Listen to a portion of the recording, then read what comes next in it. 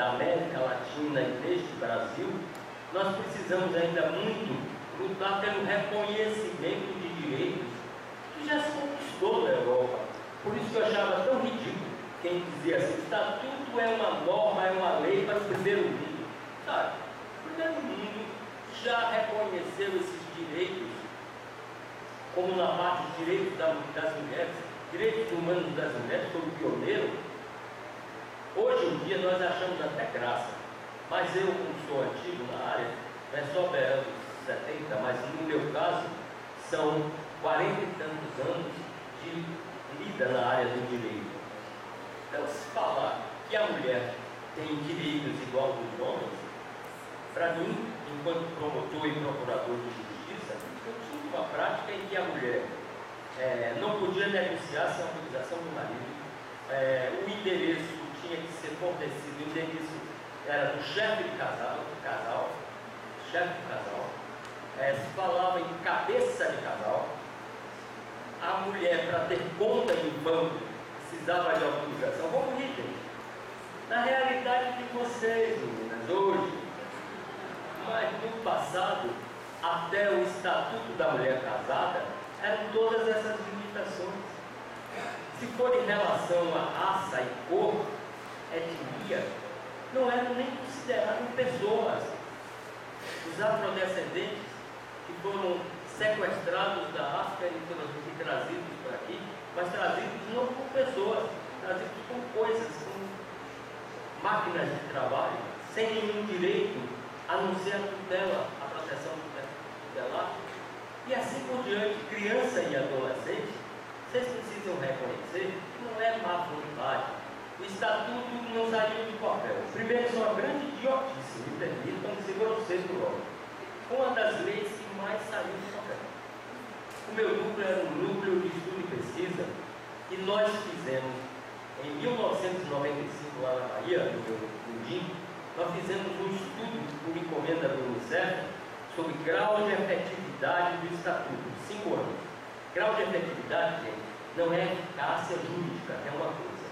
A efetividade, ela é metajurídica. Em que medida aquela lei impactou a realidade social, impactou as políticas públicas, impactou a vida das famílias.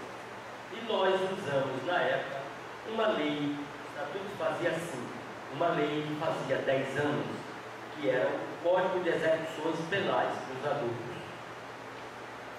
Fizemos a avaliação. Foram construídos os indicadores de avaliação e nós descobrimos que o estatuto, com 5 anos, tinha um grau de efetividade que era o dobro do grau de efetividade do Código de Execuções Penais. Aí resolvemos ser mais atrevidos. Pegamos a velha Constituição, não a de 80, já era de 88, me perdoe, a Constituição de 88, isso era 95, e fizemos a mesma aplicação de grau de efetividade. Como a cópia da Constituição ficou lá embaixo, o grau de efetividade da Constituição era baixíssimo no Brasil. E se alguém quiser usar nosso material de 1995 para avaliar a atual realidade, o nível de impacto social e pessoal do Estatuto da Criança e do Adolescente, vocês vão se abismar. É que nós, no Brasil, desculpe a expressão grosseira, mas nós temos o que eu chamo de complexo de vira-lata.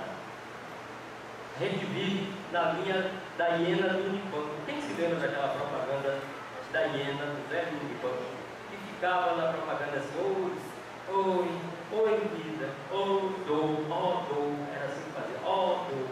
Nós temos essa síndrome da hiena do Unibanco. Vivemos muito nos queixando, sabemos que nós não valemos nada. Quantas vezes eu ouço brasileiros dizendo: esse tráfego aqui é horrível, eu queria ver se fosse nos Estados Unidos, na França, na Europa. E a que eu peguei pior tráfego, para mim foi Roma, Paris também, Estados Unidos. Eu fui agora para a minha campanha, passei 3 vezes, passei uma média de 10 dias por lá. Não dirigiria o tráfego de Nova York de maneira nenhuma.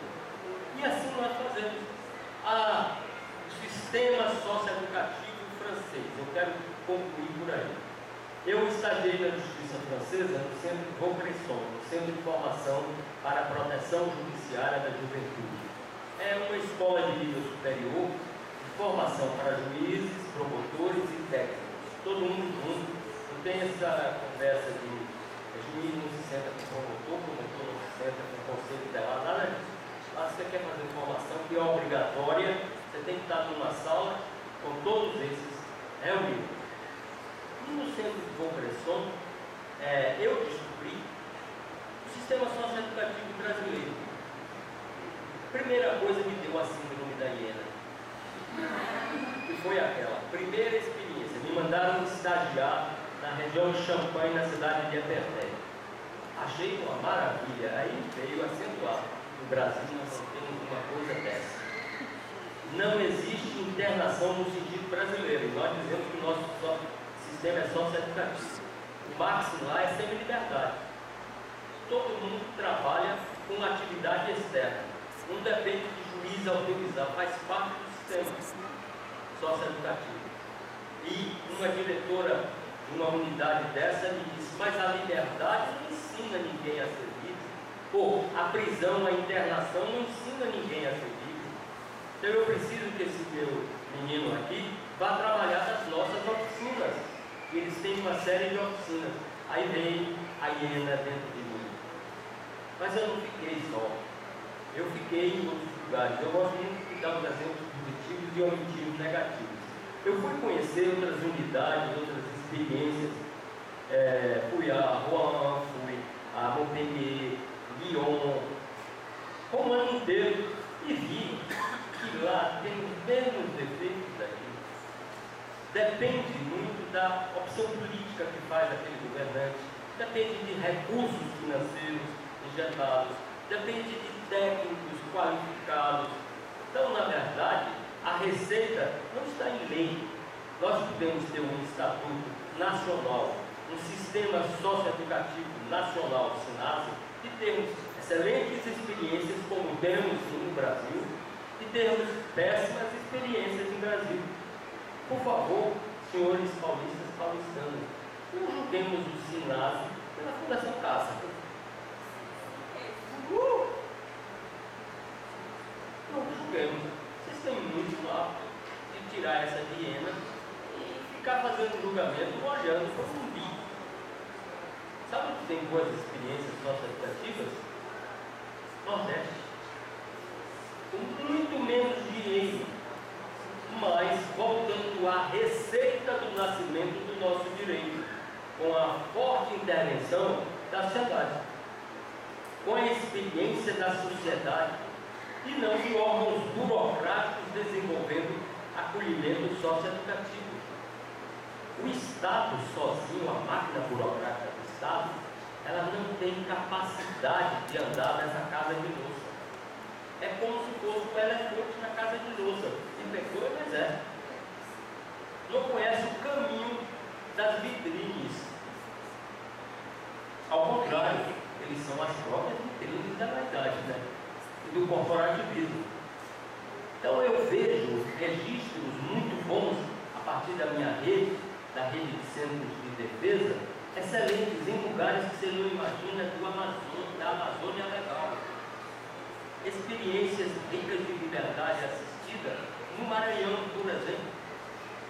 Experiências muito interessantes de semi-liberdade em Fortaleza, no Ceará. Por favor, olhemos um pouco mais amplamente e vejamos que onde há o sucesso é porque você tem ali o resgate da construção do direito, participação ativa da sociedade no movimento social organizado, expressões do movimento social com forte protagonismo, forte influência da academia, reflexão, a academia sendo respeitada, ouvida e construindo saberes multidisciplinares, onde magistrados se tornam mais humildes e reconhecem esses dois polos, magistrados no sentido amplo, de pé, Ministério Público, magistrados sentados, juízes, e que também respeitam essa caminhada e sabem que a construção, a chamada exegese textos não se faz só a partir de sua cabeça, mas se faz também bebendo dessas duas fontes, que é a experiência da população organizada e a experiência em reflexão da academia. Então, assim nós construímos e assim nós vamos reformar o Estatuto. Por que não? Nós precisamos manter a essência do Estatuto, mas ele sempre vai precisar de um acerto ali, de um acerto acolá, e a realidade vai evoluindo e vai precisando, e o Estatuto está sendo reformado. Só que eu pergunto, quem anda reformando o Estatuto? Quem anda reformando o Estatuto? Qual é a influência forte? Que corporação está por trás de muitas das alterações do Estatuto? Eu não os critico, me permitem, porque acho que já mesmo também, eu critico com uma certa inércia das nossas organizações sociais, que estão deixando cair as bandeiras e que não garantem o seu protagonismo, e eu também critico, também, me cortando na carne, a academia. Nós precisamos ser mais proativos, refletirmos mais, aprofundar essa reflexão e principalmente construir saberes multidisciplinares que resultem em atendimento multissetoriais, por sua vez executados através de grupos multiprofissionais, ou se quiserem trans, mas eu sou humilde, por enquanto, se nós pudermos ser só multiprofissionais, multidisciplinares, já é muita coisa. E perdoe se vier aqui tirando uma de professor da Inquisição, mas não, isso é um desabafo. Quando você tem muito amor a uma coisa, a uma causa, você tem que ver também os percalços dessa sua luta, os riscos que ela corre e alertar.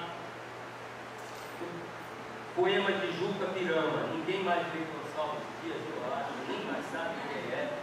O Juca Pirama termina com o velho, que sou eu, sentado à beira da fogueira, dizendo aos curumins: meninos, eu vi. E resumia tudo: meninos, eu vi. E a vocês o que eu queria resumir é dizer: meninos e meninas, eu vi.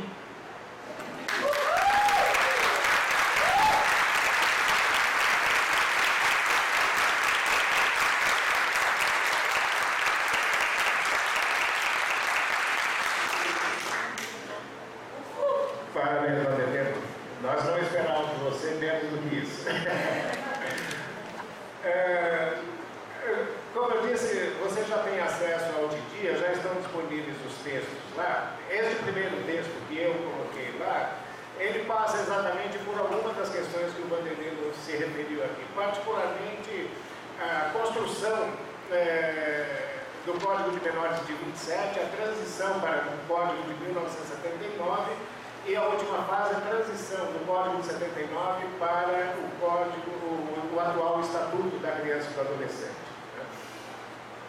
Nesse universo, esse movimento amplo da infância e da adolescência no Brasil, eu aprendi, como a gente transita muito, né, a gente acaba identificando os personagens de diferentes grupos, então eu faço um certo agrupamento em que em um grupo a gente tem o que eu chamo de os historiadores da infância. Né? Lá atrás, século XIX, eu acho que um ponto de partida interessante, pouco conhecido de todos nós, era o Corvo Filho. Né? Situado lá no Rio de Janeiro, teve um Corvo Pai, que foi o fundador, o criador da pediatria no Brasil, e depois Bom Corvo Filho, que no Rio de Janeiro era a capital federal lá, que influenciou boa parte do discurso do governo brasileiro na construção de políticas para a infância. Né? Nessa mesma seara, nós temos aqui na USP Maria Luísa Marcilli, no Rio de Janeiro Irene Rizzini, Isma Rizzini, na PUC Miriam Veras Batista, um grupo seleto de professores, de pesquisadores, aqui a Rose Del Priori, que resgataram diversos aspectos da história da infância no Brasil. Nós temos um outro grupo, esse o Vanderlino conheceu bem, é o grupo que mais sofreu críticas na construção do ECA, que eram os chamados menoristas. Né? Menoristas, ainda há dentre eles, dentre nós, vários desses menoristas, principalmente entre juízes, promotores e advogados, que defendem, que aplicam o Estatuto da Criança e do Adolescente como se fosse um código de menor. Tá? Esses menoristas é que cunharam essa distinção entre criança versus menores. Tá? Qualificando de menor esse que precisa da tutela do poder público e do Estado, e criança aquela que precisa que tem a proteção da família. Tá? Isso faz uma diferença significativa. Um outro grupo, dentre os quais estão os representantes aqui, a Estela Graciane, a irmã Maria do Rosário e o Vanderlino, mas também se junta a eles o Antônio Carlos Gomes da Costa, os construtores do ECA. Né? Esse foi um período de efervescência política no Brasil, o Vanderlino se referiu ao período de 88 a 90, eu voltaria mais anteriormente, em 1985, com o movimento das dietas já, que foi todo o movimento nacional constituinte que, o Vanderlino também sinalizou, que permitiu a emergência de novos sujeitos de direitos. Até então, diversos sujeitos, eles apareciam apenas na cena urbana, mas não eram reconhecidos nem como sujeito de direitos, nem tinham leis e políticas específicas para eles. Né? Então, dentre esses, o Vanderlino já citou vários aqui, e quando a gente observa quem eram lá atrás esses sujeitos de direitos e a caminhada que eles fizeram até aqui na afirmação dos seus direitos, você observa uma certa disparidade. Por exemplo, principalmente no universo da educação, mas o Ministério Público também tem clareza, porque foi parceiro nisso, o quanto avançou o direito das pessoas portadoras de deficiência. Certo? Na área de educação, nós chamamos de portadores de necessidades educacionais especiais. É uma das áreas que mais avançou. O quanto avançou a educação indígena, o quanto avançou a educação quilombola. Daqui a Estela Graciane, que iniciou a educação social de rua, o quanto avançou o direito das pessoas moradoras de rua, ou em situação. Então, veja, de acordo com o grau de organização, de articulação desses diferentes grupamentos sociais, a consolidação, a conquista e o avanço dos direitos se deu de forma desigual. Então, no universo da criança e do adolescente, nós observamos isso como o Vanderlino se refere. Houve um certo refluxo. Né? Nós temos algumas áreas nevrálgicas do ECA aí, que algumas foram bem cuidadas, por exemplo, no caso da adoção. Tá? Eu acho que no caso da adoção nacional e internacional se resolveu bem no Brasil, nosso grupo de pesquisa aqui participou muito disso. Não temos grande problema na área de adoção. Na área de acolhimento institucional, chamado abrigo, ainda temos uma vergonha nesse país. Né? Na área de medida socioeducativa, ainda é um universo completamente por construir. O que o Vanderlino precisa se chamar de tutela, agora começa a compartilhar essa responsabilidade com organizações da sociedade civil que, historicamente, nunca participaram do debate de segurança pública. Certo? São parceiros novos. Né? A maioria das pessoas dessas ONGs adquiriram experiência na área de atendimento social, atendimento de família, de grupos e assim por diante, mas não estavam habituados, não desenvolveram a expertise para lidar com a delinquência infanto-juvenil, com criminalidade, com violência, enfim, de tornar-se uma entidade auxiliar no sistema de justiça. Isso é uma coisa nova. Né? Vamos ouvir a irmã Maria do Rosário? Bom, em seguida fica aberto para vocês os debates, as perguntas que quiserem fazer aqui à mesa, tá bom? Só informando, eu tenho um texto fazendo esse bocejo histórico, mas ele é bastante longo, ele tem 74 páginas, foi feito por encomenda. Como eu tenho um hábito de não ceder direitos autorais a ninguém, direitos autorais meus são de vocês, eu vou repassar. É toda o seu texto, o seu título ali, e do indica também. O original, aí eu gosto mais dos originais. O original assinado do indica.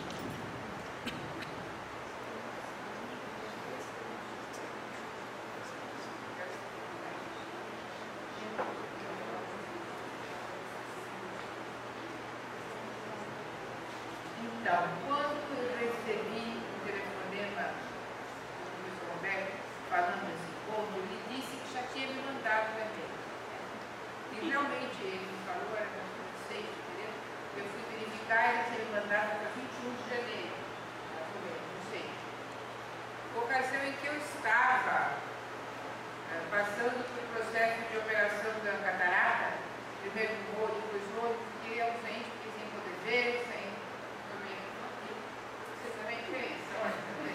Agora estou chegando bem melhor, graças a Deus. Amanhã eu vou ter aula. Até eu fui numa igreja que eu frequento, eu estava ia com certa frequência, eu olhei e falei, nossa, mas faz pouco tempo que eu vim aqui, como que reformaram tudo? Depois que eu lembrei, falei, não, eu pensei, mas não fizer andaime, eu não vi. Então é muito bom, muito bom. A gente volta a ter um cristalino, que é uma lente, né? Bem mais jovem. Né? Mas eu já sou jovem por dentro, eu acho que envelheci, né? Não sei, mas uns anos passaram. Não. Mas algumas coisas pesam. E algumas coisas que pesam, isso que foi falado agora há pouco, né? Parece que a gente parou um pouco em algumas coisas. Ou algumas coisas não estão sendo realizadas como eram. Mas aí eu fiquei falando que coisa boa falar disso. Mas depois eu quis participar de uma reunião, não precisem na PUC, não, da USP, não, eu vou à sua casa, com a Estela, para combinar e tal, e não foi. E no fim, outro dia que eu fiquei sabendo que agora era uma pequena comunicação de uma meia hora. Aí eu fiquei perdida. Tinha separado um monte de coisa, falei, não vai caber. Vocês sabem aquela história, né? Santo Agostinho, grande santo da igreja, né? Ele se converteu depois de 20 anos de oração da mãe dele, ele teve uma vida muito livre. E quando ele se converteu, ele andava pela praia, meditando, né, nos mistérios. Ele estava ali, refletindo, e encontrou uma criança, que deve saber dessa história, sabe? Encontrou uma criança que ia lá no mar, com uma conchinha, fez um buraquinho na areia e trazia água e jogava no buraquinho. Então ele ficou olhando aquela criança fazendo isso, parou e falou, escuta, por que você quer fazer isso? Eu quero pegar toda a água do mar e pôr esse buraquinho. Ele falou, mas não é possível. Aí ele falou, é mais fácil eu pôr a água do mar aqui dentro do que o senhor entender o mistério da Santíssima Trindade, que é o que estava refletindo naquela hora, entendeu? E a criança desapareceu. Uma visão, se ela não entendeu o que é, que aparece aquele ponto. Então, não dá para caber meia hora tudo que a gente viveu, que não é como certa responsabilidade. Mas, aliás, no certo responsabilidade, tive um professor de teologia na Itália, quando ele começou o curso da Detectar, ele falou assim, olha, nós vamos conversar de um jeito que aí ele falava italiano. Não, quem que foi italiano? Quando a Profini foi a frente da Trinità Alemã. Quando eu terminar, vocês terão a Trindade nas mãos. E foi mesmo, passou a ser a minha principal devoção, uma coisa muito linda. Bom, mas eu não sei se quando eu terminar de falar, vocês vão ter alguma coisa a mais na mão, não sei porquê. Então eu fiquei tão inquieta, falei para a Estela, estou perdida, não sei o que eu tenho que fazer, o que eu devo falar, por onde que eu começo. Eu tenho um pendrive, tem uma opção de coisa, mas o Vanderlei um pouco me iluminou. Vamos ver se eu consigo dar um recado. Começaria por esse último, que eu me alegrei muito da USP estar fazendo isso, né? Da academia se debruçar novamente para pensar nessas coisas. Eu me entendi muito bem a programação, a dinâmica, a escolha dos temas, não consegui entender a sequência de tudo, por isso que eu queria vir naquela reunião, mas falaram que não precisava. Mas, em todo caso, eu gostaria que aqui tivesse espaço para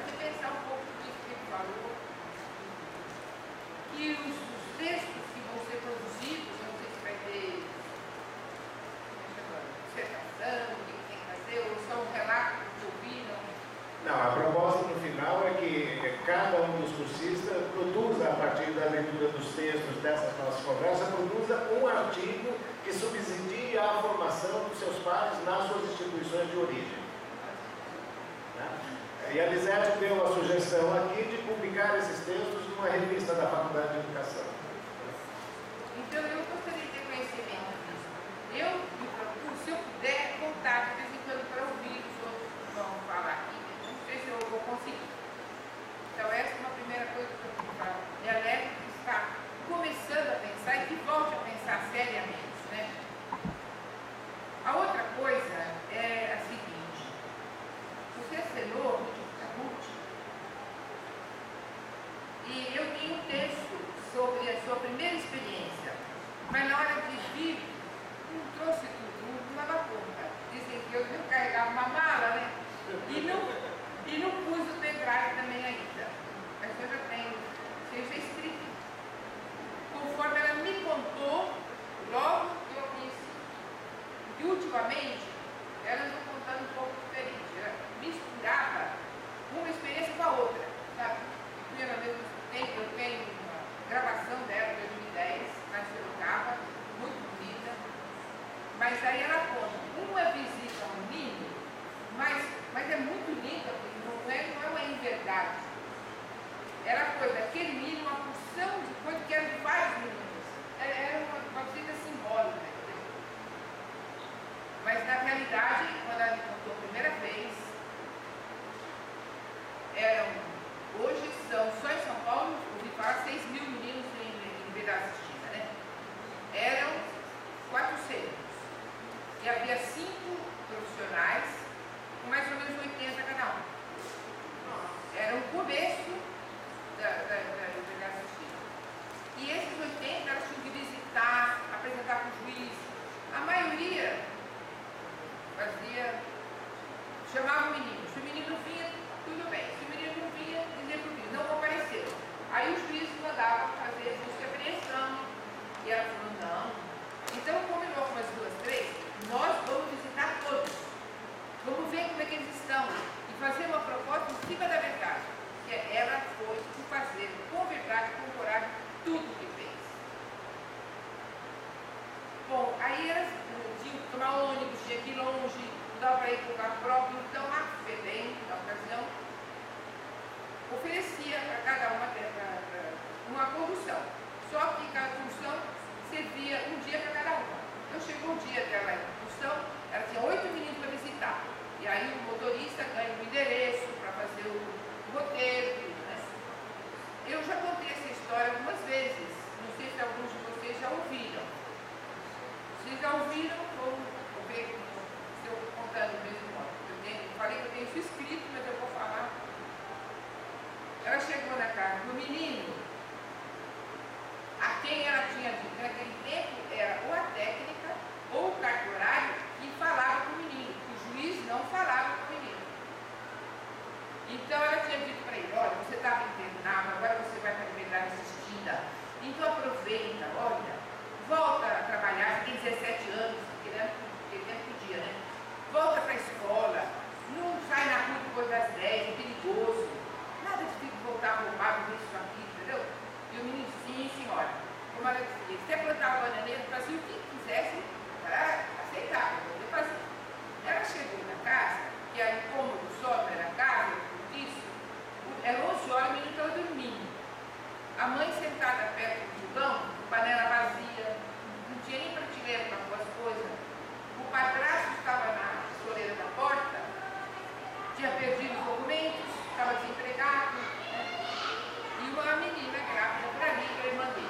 Então ela parou, em vez de ficar brava com o menino, que muito educador hoje ainda faz, vê o erro, já fica bravo, ela olhou para o menino e falou assim, puxa, e eu falei para ele ser bom. Eu falei para ele não roubar, não fazer nada. Tenho que comer, mas se pergunta o que eu falei, né? Aí ela falou, eu preciso dar uma solução. Pegou o motorista e falou, olha, eu não vou visitar os outros 7 meninos. Eu vou com essa família na Kombi e vou resolver como eu sei. Tinha um início de pouca Tempo, lá em Santo Amaro. E o bairro era Americanópolis, lá perto, né? Foi lá e nesse mini Poupa Tempo conseguiu encaminhamento de nova carteira profissional do pai, encaminhamento para emprego. Levou a menina, mostrou para a menina onde fazia pré-natal, procurava achar emprego para a mulher, fez uma compra, voltou. Já deu tempo de muita coisa aquele dia, e usou 79. O que eu faço com isso? Só voltei essa função semana que vem. Aí voltou e contou para os colegas dela, eu tive a oportunidade de conhecê-lo. Né? Aí o que elas refletiram? Precisamos de voluntários, precisamos de pessoas para nos ajudar. Então hoje a última palavra é o voluntariado, porque agora já está descendo outra vez. Né? Aí onde eu já voluntariado? Júlio Lancelotti também trabalhava na FEBEM, não era dessa área, era de outra área. Mas ele falou, vai ali no Belém, tem um bispo que acho que vai ajudar vocês. Era Dom Luciano Pedro Mendes de Almeida. E a Ruth foi e levou já o papel escrito. Aí estão todas as características, né, da profissional séria. Com o que era a liberdade assistida, com o que era o código vigente. E encontrou então Luciano quem? Uma pessoa que, quando seminarista, tinha feito experiência na Justiça Penal Infantil Juvenil da Itália. Tinha até dormido, às vezes, na prisão junto com os jovens delinquentes. O tio-avô dele tinha trazido a lei de liberdade condicional para o Brasil, João Mendes Júnior, na praça lá. Então ele tinha aceitou imediatamente, vou colaborar com você e vamos ver o que vão fazer. O que ele conseguiu na hora? Conseguiu alguns seminaristas e algumas religiosas que passaram a acompanhar alguns meninos e estava dando certo. Um dos meninos foi de bispo, Dom Pedro Bispo, e que foi lá no Lace e conseguiu uma assistência social para ir com ele na visita. E falou para ela, eu quero que você ajude essa família a se planejar, porque eu não fiz planejamento domiciliar. Uma irmã que eu também conheci foi lá no Sinhá, era uma invasão, as pessoas invadem e começam a construir as casas lá. A senhora Sinhá tinha morrido no dinheiro deles, então, vocês conhecem esse lugar? Hoje é um bairro, dali em Sinhá, lá na Zona Leste. E ela foi visitar a mãe do menino, de liberdade assistida, e o que aconteceu? A mãe estava na cama, doente, não podia nem levantar, não tinha o que comer, a casa suja, ela era do colégio, ela voltou e falou com as mães dos alunos. E uma tinha um carro, outra tinha uma coisa, tinha outra, e voltaram lá, levaram tudo que precisava, trocaram a roupa de cama da mulher, deram um banho nela, fizeram comida, limparam a casa. Né? Quando elas saíram, eles estavam com um carro, um Volks até, estava tudo as mães de volta. Bonito, vocês vieram aí julgar justo a Danaí, vieram aí, e o filho dela é cambadinha. E nós também precisamos. Aí, o que nós vamos fazer, né? Voltou, falou, e aí vieram trazer para nós. Nós, nessa altura, quer dizer, a Ruth, eu estou dando um pulo, né, na praia. Eu tenho essa coisa para contar, eu preciso. Essa história ficou um pouco assim, sem resposta, por um tempo. Né? Mas, o que aconteceu? A Ruth fez tão bem isso daí, que percebeu que o padre, o seminarista ficava padre e ia para a paróquia e não podia mais cuidar. A irmã mudava de casa, essa daí ficou um tempo. Aí ela ouviu um papel do bispo, Dom Francisco Doa, e Dom Francisco Vieira, e que falava que ele trabalhava com os casais, que ele queria lançar os casais para o trabalho social. É aqui. Foi lá falar com ele. E ele abriu, né, para ela conversar, numa reunião com todos os representantes de todos os movimentos. Cursilhos, equipe de casais, encontro de casais com Cristo, eram 6 movimentos, na Cúria. A Ruth não sabia da minha existência e eu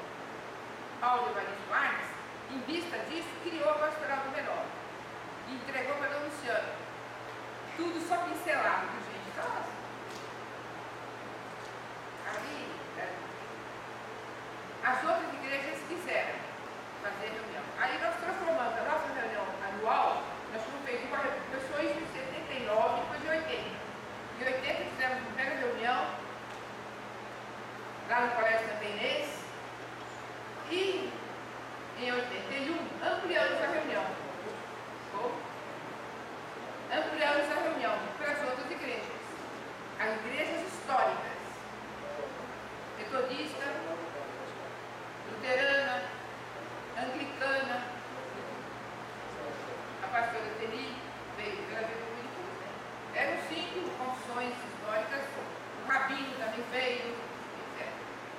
Aí a reunião de 81 ia ser então aberta para todos que trabalharam em liberdade assistida, como estava sendo. Nós tínhamos até 15 dias antes de começar a primeira reunião, 30 inscrições. E estávamos acostumados a ter nas nossas reuniões, só nossas, 100 pessoas. Vamos colocar até 100, preparando para 100. Vieram quase 1000. A reunião foi num colégio, tinha lugar para 600, era mais ou menos uma sala de estudo, e tem menos. Mas o pessoal sentava aqui, sentava ali, por quê? Ninguém falava de criança. Não era importante direitos humanos da criança e adolescente. 1981, a gente fez um encontro. O nosso encontro era de 2 dias. Naquela vez foi de domingo a domingo, manhã, tarde e noite. De manhã a gente fazia uma pergunta. À tarde, em grupos. E aí, como nós preparávamos para 100, 30 pessoas se prepararam para a reunião. Porque você fala aqui, contexto da preparação. É muita coisa para contar. Estou dando um ensaio de coisa só. Então eu vou aproveitar para dizer o quê? O INDIC, Instituto de Desenvolvimento Integral de Crianças e Adolescentes, que surgiu depois, eu não posso contar a história cronologicamente, linearmente. Tem que pular para lá. Que nasceu em 94, guardou o histórico de tudo isso. Até uma vez que eu fui numa reunião e levei isso aqui, que eu tenho escaneado aí, eu posso mostrar depois, é um dos originais do anteprojeto do Estatuto da Criança e Adolescente. Com a assinatura, você pode conferir aqui, de todos os que fizeram parte da equipe. Quando eu fui nessa reunião, que eu levei isso, estava Paulo Afonso Garrido, você não chamou para esse grupo? E estava o Antônio Gargão da Costa, e estava Deodato, então toda a gente estava viva. A senhora tem isso? E o meu, todos ganharam. Todos tinham ganho. Mas não tinham guardado. Eu tinha 2, o meu e da Ruth. Aqui está tudo assinado. Achou lá? Pode mostrar lá para mim. Porque antes eu passava aí para todo mundo ver. Para não passa, estrada. Então eu trago no saquinho. Por quê? Agora nós estamos tentando organizar o acervo. Porque eu não tenho só isso. E o nome de todos eles, o endereço, como agora você está me dando o seu. Mas tinha o outro que foi entregue no Senado. Porque quando ficou pronto não, aqui também é familiaridade. O projeto do ECA, esse aqui lá, tem PDF. Então, quando a gente pegou o estatuto, teve todo um caminho para chegar lá,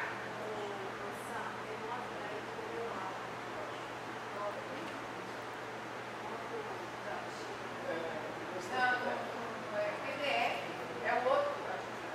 Ele não está atualizado.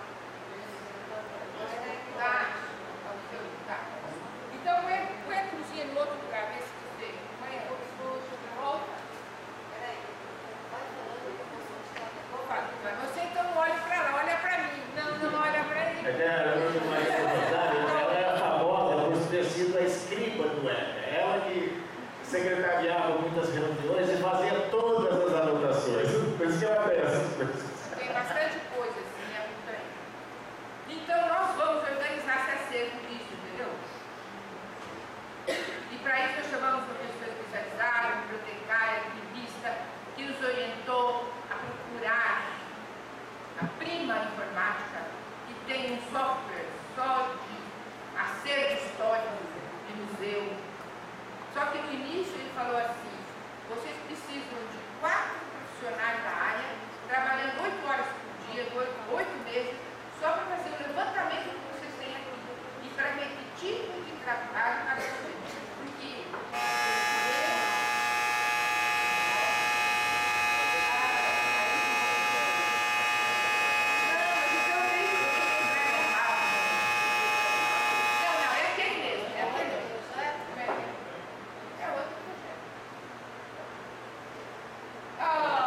chegou, é isso mesmo. Estão vendo? Olha,